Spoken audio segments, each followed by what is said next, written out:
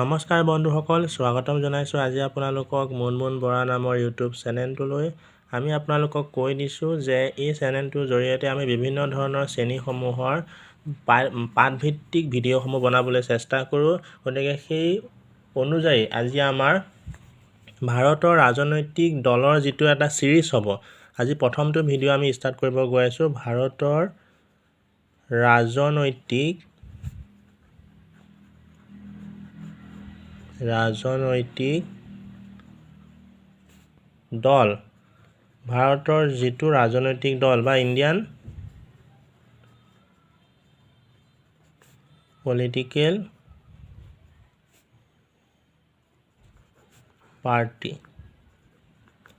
এই চেপ্টাৰটো Indian political party বা ভাৰতৰ ৰাজনৈতিক দল নামৰ যিটো চেপ্টাৰ আছে, সেই চেপ্টাৰটো আপোনালোকৰ ক্লাছ 9ৰ বাবেও ছেম হ'ব, হাই ছেকেণ্ডেৰীটো ছেম হ'ব, ক্লাছ 10তো ছেম হ'ব, আৰু কোনোবাই যদি BA MA মানে পলিটিকেল ছায়েন্সত মেজৰ লৈ আছে বা কোনোবাই APSC UPSC কাৰণে যদি কোনোবাই চেষ্টা কৰি আছে, তেওঁলোকৰ বাবেও এই চেপ্টাৰটো অতিকৈ উপযোগী।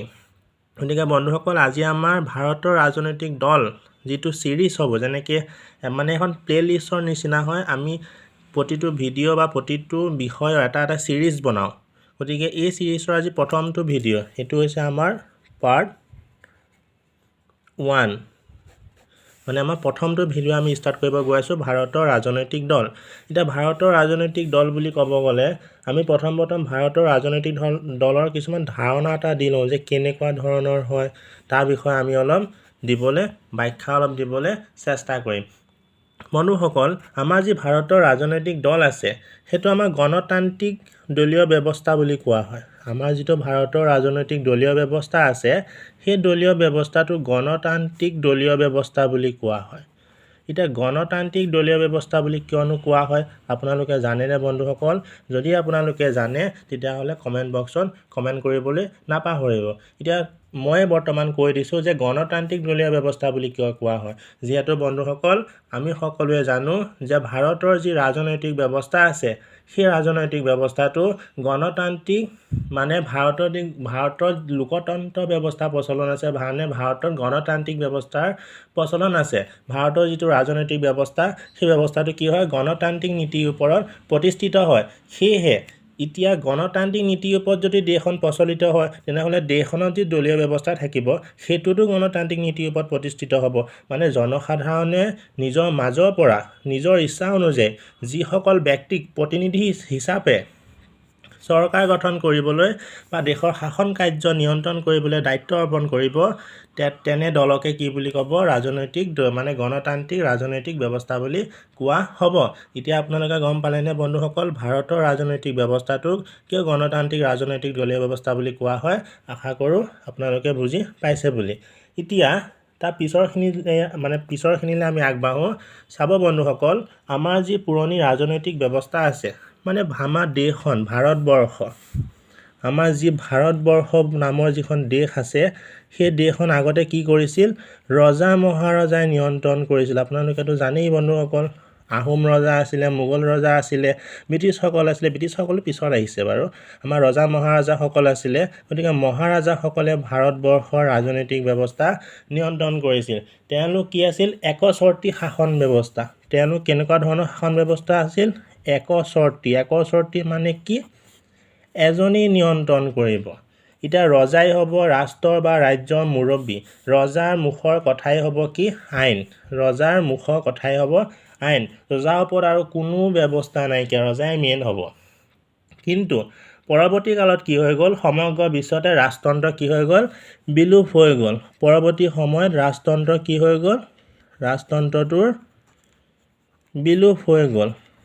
এতিয়া বিলোপ হোৱাৰ ফলস্বৰূপে কি হ'ব, নতুন এটা ব্যৱস্থা উদ্ভৱ হ'ব লাগিব। যদি নতুন এটা ব্যৱস্থা উদ্ভৱ নহয়, তেনেহ'লে ভাৰতৰ যিটো ব্যৱস্থা, সেই ব্যৱস্থাটো কেনেকৈ পৰিচালনা হ'ব, হয়নে নহয় বন্ধুসকল? সেইকাৰণে ৰাজনৈতিক ব্যৱস্থাত ধ্বংস হোৱাৰ পিছত ভাৰতবৰ্ষত এটা নতুন ব্যৱস্থা গঢ় লৈ উঠিছিল, সেইটো হৈছে গণতান্ত্ৰিক শাসন ব্যৱস্থা। সেই ব্যৱস্থাটোৰ নাম কি বন্ধুসকল, গণতান্ত্ৰিক শাসন ব্যৱস্থা। বুজি পাইছে? এতিয়া গণতান্ত্ৰিক শাসন ব্যৱস্থা মানেনো কি?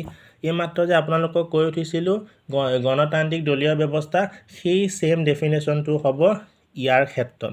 জনসাধাৰণে নিজৰ শাসন নিজে চলাব, নিজৰ কাৰণে চৰকাৰ নীতি গঠন কৰিব আৰু চৰকাৰ জনসাধাৰণৰ ওচৰত দায়বদ্ধ হ'ব। সেইটোৱে হৈছে গণতান্ত্ৰিক শাসন ব্যৱস্থা। আকৌ এবাৰ কৈ দিছোঁ যে জনসাধাৰণৰ দ্বাৰা নিৰ্বাচিত হ'ব, জনসাধাৰণৰ শাসন হ'ব আৰু জনসাধাৰণৰ ওচৰত চৰকাৰ দায়বদ্ধশীল হ'ব। এতিয়া আমাৰ যি আমেৰিকাৰ এগৰাকী বিখ্যাত মানে কি ৰাজনীতিবিদ আছিলে, তেখেতৰ নাম হৈছে আব্ৰাহাম লিংকন। আমি সকলোৱে তেওঁৰ নামৰ লগত পৰিচিত। এতিয়া আব্ৰাহাম লিংকনে কৈছে democracy is the of the people, by the people and for the people. মানে এতিয়া গণতান্ত্ৰিক ব্যৱস্থাটোক তেখেতে কি বুলি কৈছে? গণতন্ত্ৰ হৈছে জনসাধাৰণৰ দ্বাৰা আৰু জনসাধাৰণৰ বাবে।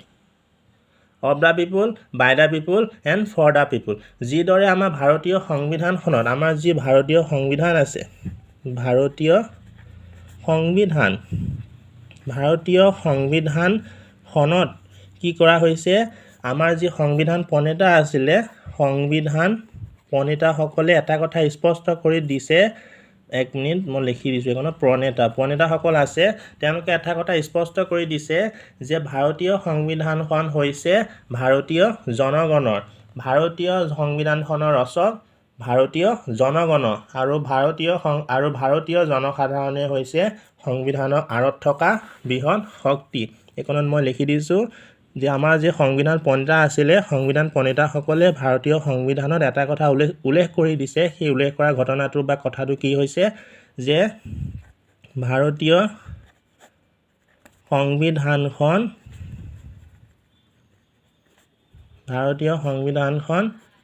ভাৰতীয় জনগণৰ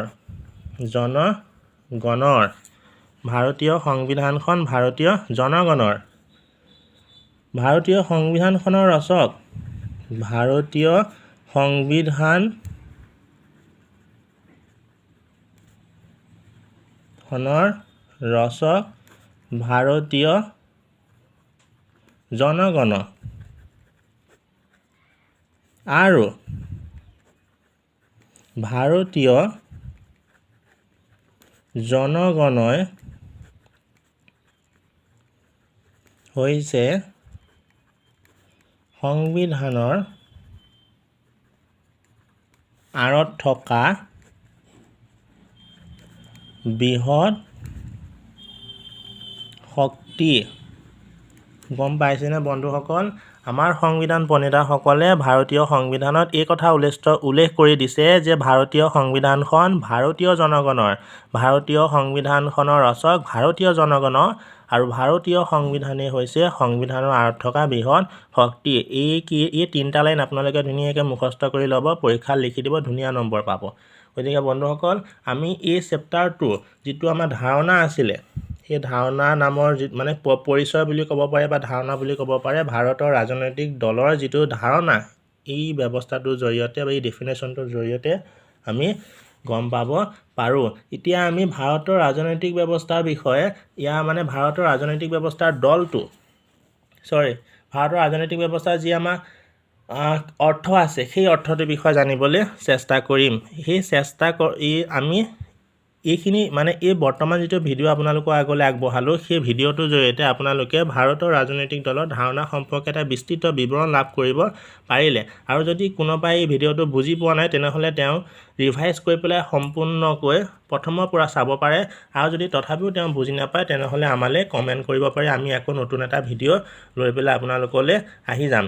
গতিকে আজি এই ভিডিঅ'টো এই ছিৰিজটো, ভাৰতৰ ৰাজনৈতিক দলৰ যিটো ছিৰিজ, প্ৰতিটো চেপ্টাৰ আমি এটা ছিৰিজকৈ ব্যৱহাৰ কৰোঁ, এটা ছিৰিজ বুলি কওঁ। তাত পাৰ্ট 1, পাৰ্ট 2, পাৰ্ট 3, পাৰ্ট 4 এনেকুৱা পাৰ্টকৈ আমি ভিডিঅ'বিলাক বনাওঁ। কাৰণ এটা চেপ্টাৰ এটা ভিডিঅ'ৰ জৰিয়তে উত্থাপন কৰিব নোৱাৰি ন। গতিকে প্ৰতিটো চেপ্টাৰ আমি এটা ছিৰিজ হিচাপে লওঁ আৰু পাৰ্ট কৰি পেলাই আমি বুজাই দিওঁ। গতিকে আমি এইটো ছিৰিজৰ প্ৰথমটো পাৰ্ট আপোনালোকলৈ আগবঢ়ালোঁ। ইয়াৰ পিছৰ যিটো ভাৰতৰ ৰাজনৈতিক দলৰ অৰ্থ, সেইটো আমি ছেকেণ্ড পাৰ্টত, এইটো ছিৰিজৰ ছেকেণ্ড ভিডিঅ'ত আমি আপোনালোকৰ আগলৈ উত্থাপন কৰিম। গতিকে যদি ইমানখিনিত আপোনালোকে বুজি পাইছে, তেনেহ'লে ভিডিঅ'টো লাইক কৰিব, চেনেলটো ছাবস্ক্ৰাইব কৰিব আৰু ভাল লাগিলে শ্বেয়াৰ কৰিব। ধন্যবাদ।